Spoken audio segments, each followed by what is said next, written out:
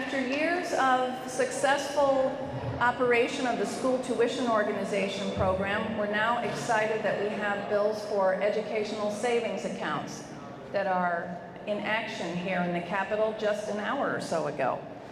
So we are heading out on new frontiers and ways to empower parents to be able to make those educational options. We have a number of school choice pioneers here with us.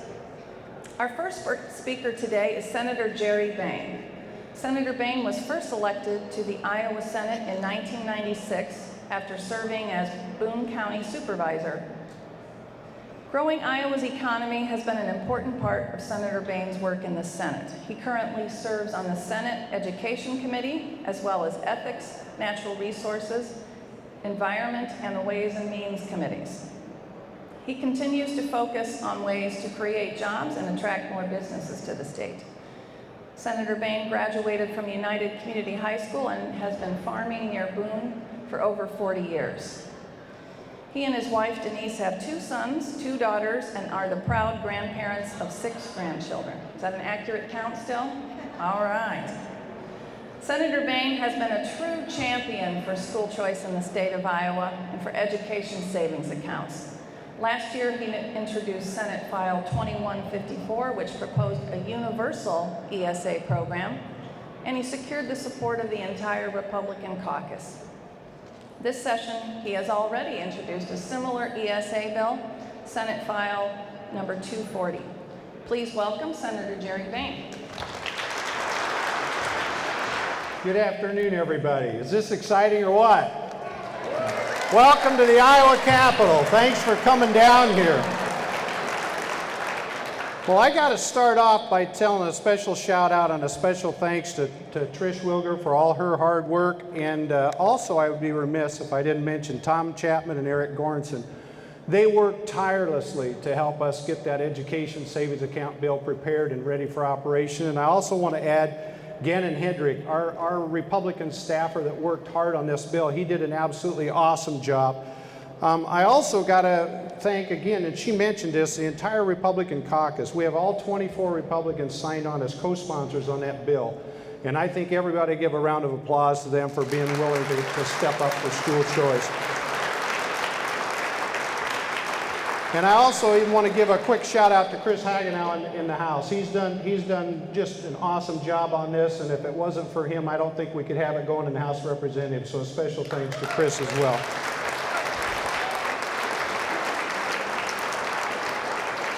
And I'm really excited about our speakers. So they asked me to be short. They said I can only talk for 2 hours. So we'll try to keep this going. No, you know, all joking aside, really, what is this bill about? It's about fairness. You already pay for education in Iowa, and you already pay for everybody else's education. It is not fair that you have to pay again to send your child to the school of your choice. So it's about fairness, but it's not only about fairness. It's also about breaking up a monopoly. You know, the federal courts have upheld that somewhere around a 75% market share constitutes a monopoly. And I don't know if you guys ever studied monopoly in school, but I was taught that a monopoly drives the quality of services down and the cost of those services up. And I think that's a classic example of what's going on today in our public schools. They have roughly 90% of the market share. And so it's about breaking up a monopoly. It's about bringing competition so that we can lower our costs and improve our quality. So it's about increasing competition, but it's not only about increasing competition. It's also about involving the parents. You know, I've been down here, as she said, since 1996. And we've kind of glossed over the fact that the single most important factor in how well a child does in school is the involvement of the parents. And we as legislators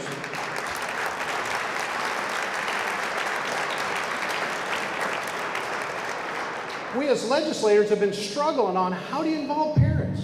You can't tell them to go to the PTA meetings, or PTO meeting, whatever. You can't tell them to go to all these different organizations and meetings.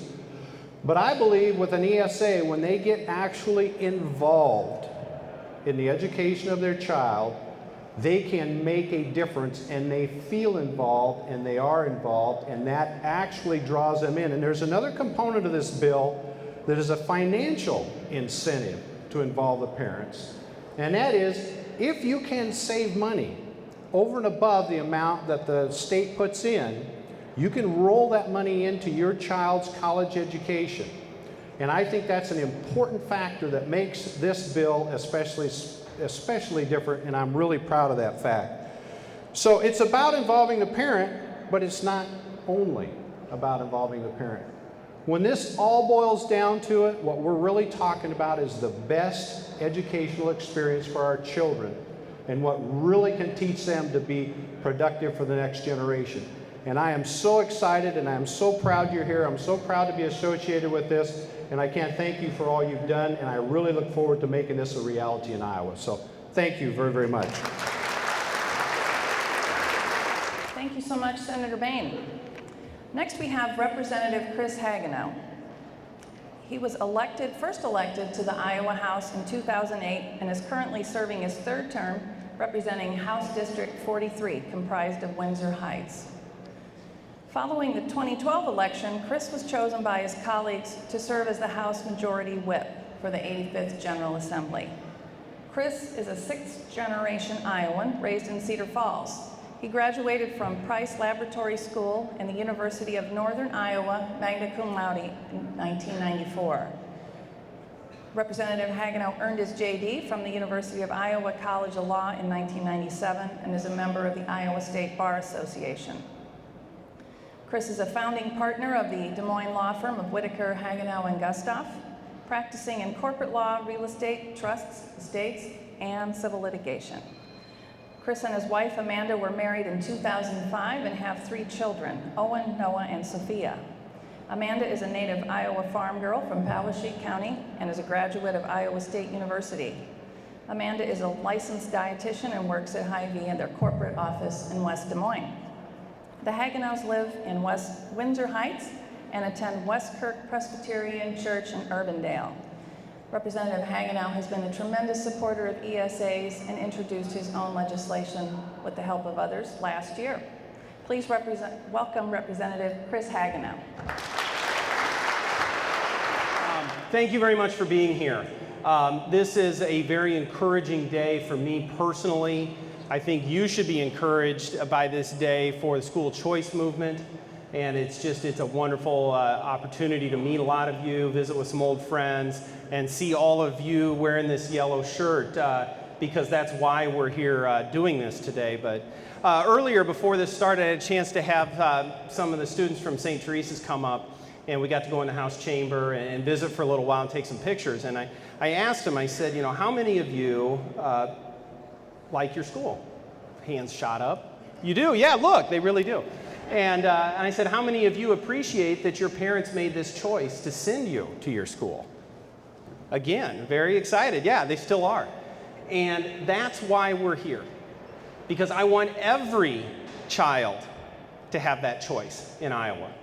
And I want every family and every parent to be able to bring that choice to their children. That's what real school choice is about here.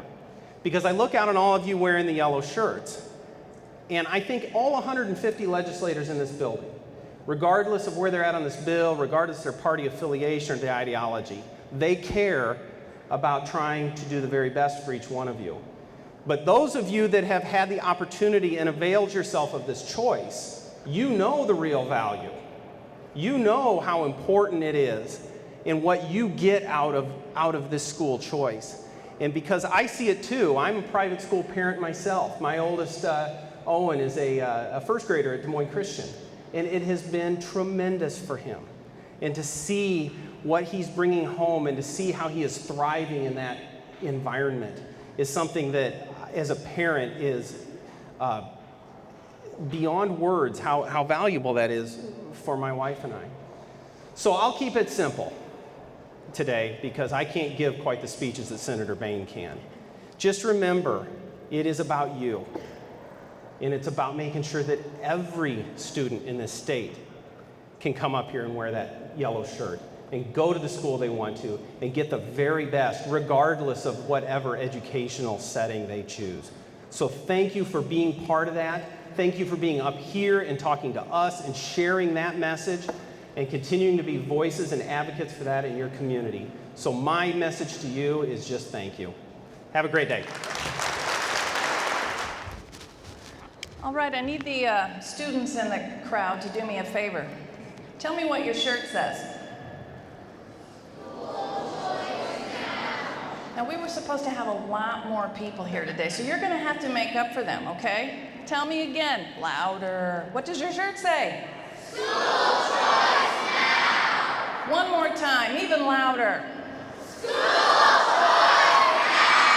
All right, I knew you could do it. All right, it's time to get fired up because we are about to hear from Virginia Walden Ford, who is a school choice champion on a national scale.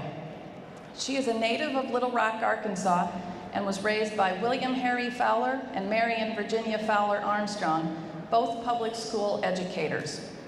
Her father was a principal and the first black assistant superintendent of the Little Rock School District. Her mother was one of the first black teachers to work at an all-white elementary school there. Walden Ford and her twin sister were among a group of about 130 black students who were handpicked to desegregate Little Rock's high schools in the mid-1960s. Ford founded DC Parents for Choice as a clearinghouse organization for parents in Washington, D.C. Its mission was to organize and educate parents in order to empower them to make the appropriate educational decisions for their children. If parents understand school choice, they can advocate for badly needed educational reform.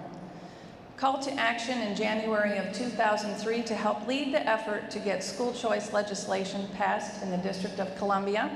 Virginia organized parents for a successful grassroots effort. DC Parents for School Choice joined a coalition of organizations who had worked tirelessly to make sure that the children of the district and their families would be beneficiaries of the opportunity to choose schools that best serve their children's educational needs with the passage of the DC School Choice Incentive Act. Virginia's community involvement began as a result of her own personal experiences, which she's going to tell you about today. Virginia is a national board member and founding member of the Black Alliance for Educational Options. She also served on the DC Advisory Committee of the U.S. Civil Rights Commission, the Education Breakthrough Network, and the Booker T. Washington Public Charter School in Washington, D.C. She currently serves on the boards of Milton and Rose Friedman Foundation and the Premier High School in Little Rock. Virginia is currently Executive Director of the Arkansas Parent Network, working to make more educational choices available to Arkansas parents by providing them with information about traditional, public charter, private, and parochial schools. We're very fortunate to have her with us today. She's just an inspirational, incredible person. Please welcome Virginia Walden Ford. Read those t-shirts again. School choice now. Absolutely. School choice now. I cannot tell you how excited I am to be here in Iowa. I was here about 10 years ago, so when I got the invitation to come back, I went, yeah, because I had a great time here. But let me tell you a little bit about myself, but I want to thank Senator Bain and Representative Hagenow because they are amazing people who really care about what happens to you. Amen.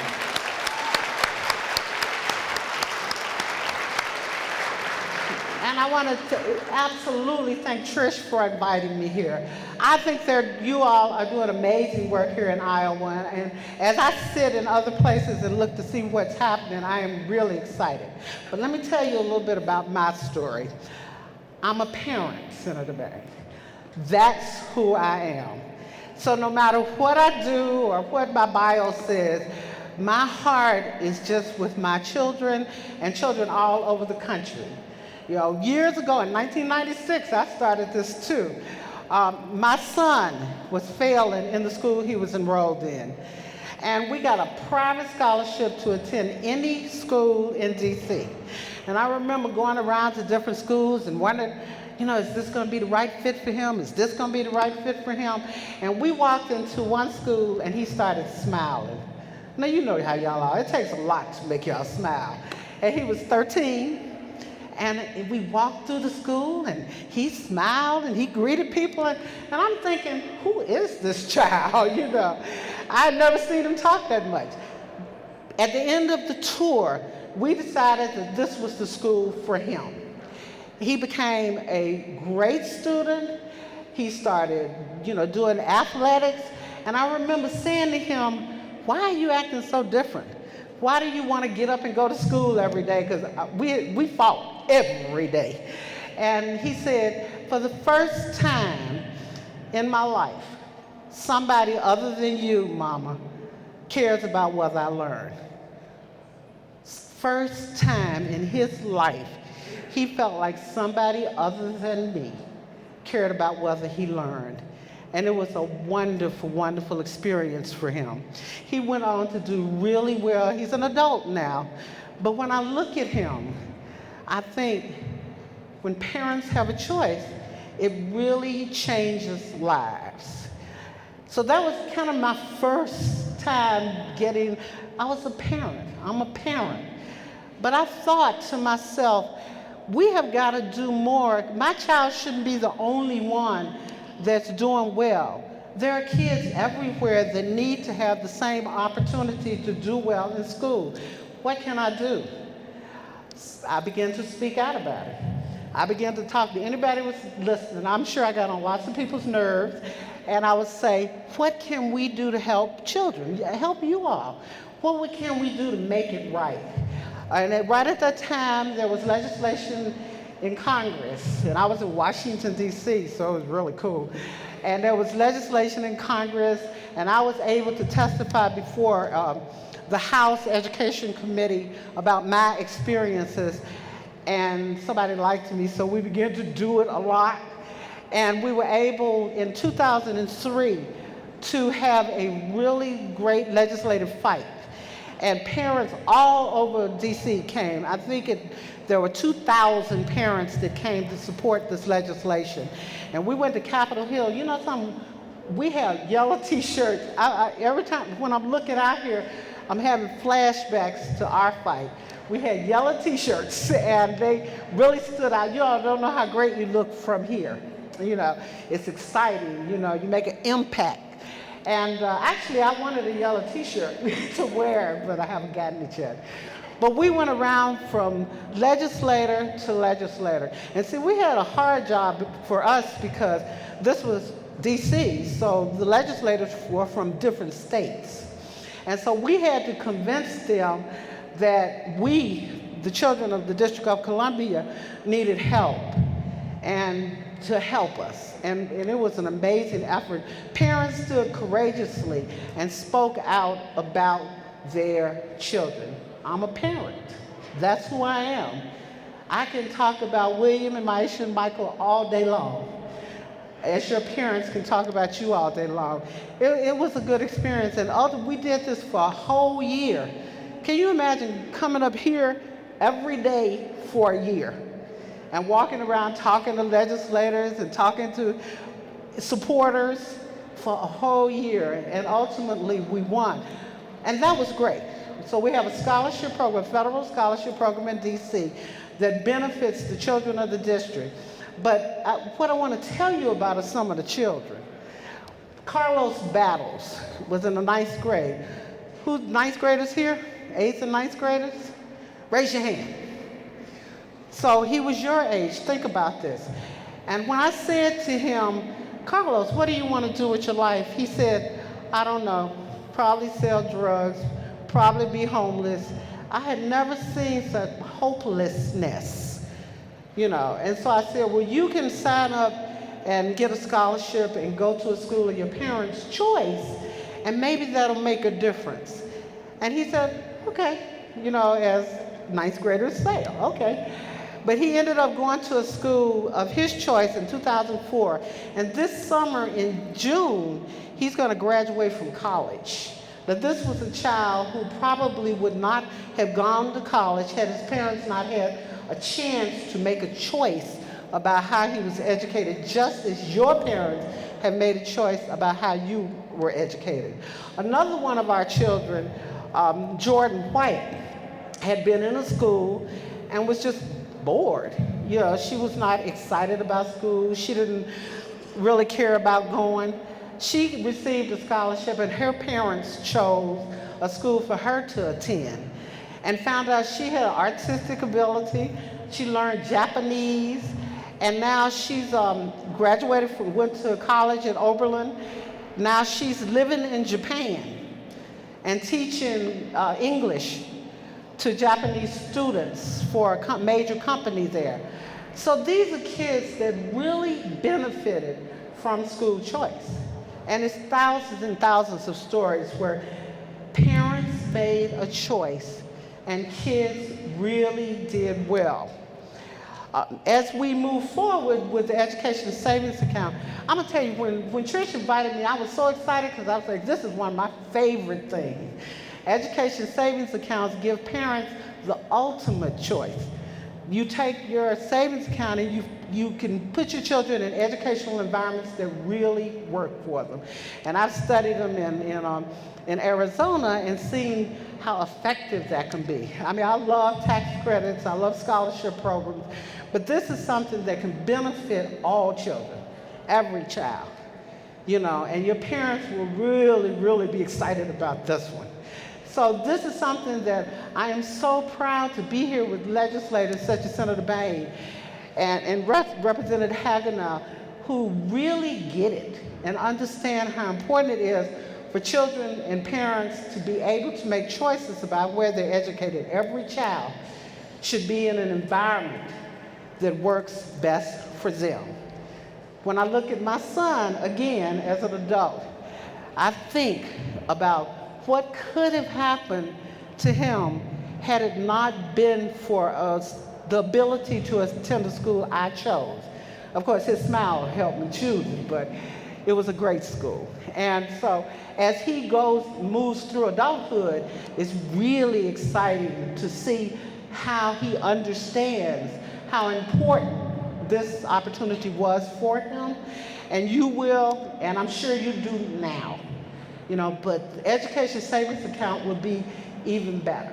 It'll make it even better for your parents to be able to choose the education that they want you to have. And then one day when you go off to college, I know you're all thinking about going off to college, you can look back and say, my parents had a choice where to send me to school, and they made the best choice for me, right?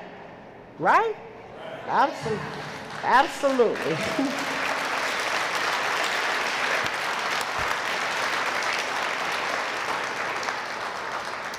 And I'm going to tell you, I stand shoulder to shoulder with your parents.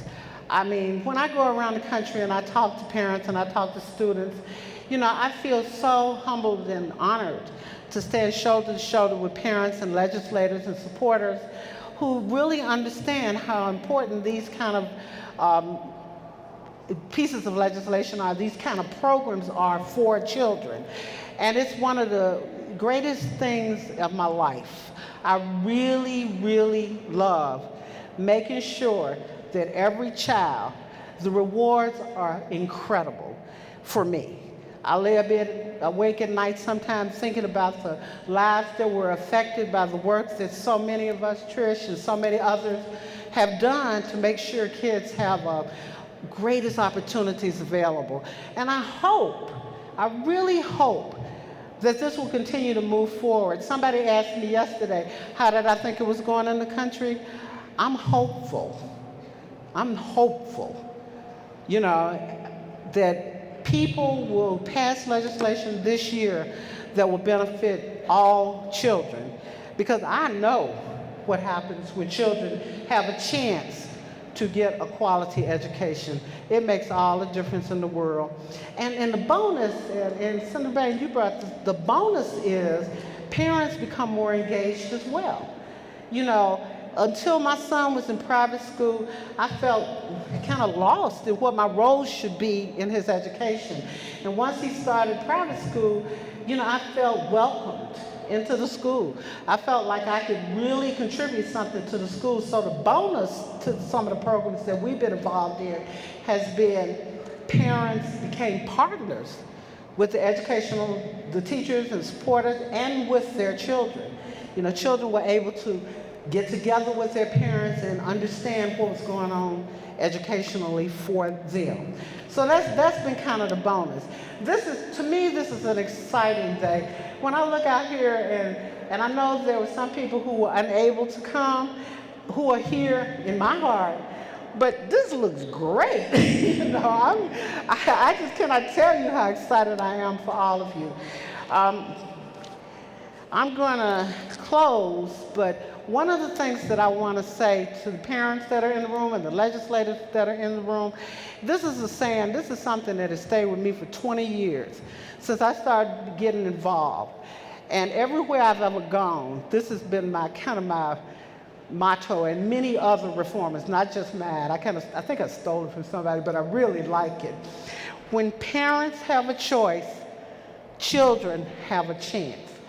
It's easy to remember.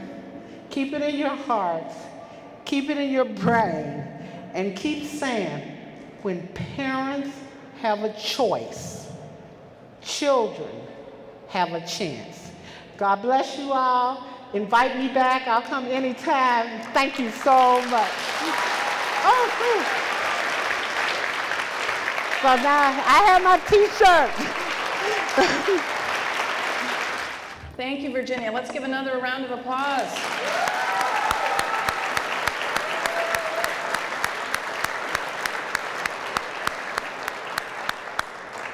It's not very often you get to meet your real-life heroes in real life, so I'm so pleased to have you with us. And one thing I've noticed about you that I love is I ask her, how are you today, Virginia? She says, blessed. I'm going to take that up, if you don't mind. I'm going to borrow that, because we're all really blessed to be here. Well, I wanted to thank everyone for being here once again. I hope you have safe travels back. If you have not visited with your legislators, make sure you do that. You can go up a floor and we'll help you send notes in to locate your legislators, but it's important that you visit with them today. Once again, thank you so much, and we'll hope for better weather and an even bigger crowd next year. Thanks again.